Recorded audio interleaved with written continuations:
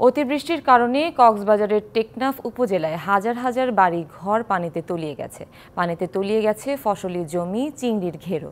এদিকে অতিবৃষ্টির কারণে উখিয়ায় রোহিঙ্গা ক্যাম্পের কাছে পাহাড় ধসে বাড়ির দেয়ালে এক শিশুর মৃত্যু হয়েছে। বুধবার রাত থেকে অতিবৃষ্টির কারণে টেকনাফ উপজেলায় হিংলা, বাহারছড়া ইউনিয়ন সহ পৌরসভার বিভিন্ন এলাকায় বাড়ি ঘর পানিতে তলিয়ে গেছে। পানি বন্দী হয়ে পড়েছে হাজার হাজার পরিবার। স্থানীয়দের অভিযোগ, বর্ষার সময় বৃষ্টির পানি যেসব খাল বা ড্রেন দিয়ে চলাচল করে সেই খালগুলো ভরাট হয়ে যাওয়া পানি দ্রুত নামতে পারছে না। এতে পানিতে তলিয়ে গেছে বসতবাড়ি, ফসলি জমি ও চিংড়ির ঘেরো। নগদের কাছে সব গ্রাহকই প্রিয়, তাই তো সারা দেশে ক্যাশ আউট চার্জ সবচেয়ে কম।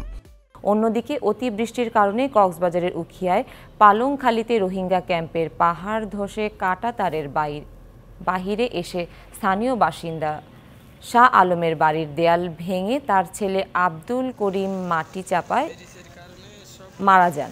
নিহত আব্দুল থাইংখালী উচ্চ বিদ্যালয়ের ৬ষ্ঠ শ্রেণীর ছাত্র ছিলেন। এরকম দৃশ্য হতে থাকলে আপনার বুথান এরকম আপনার ঘরবাড়ি এলাকা সব বেশি গেছে।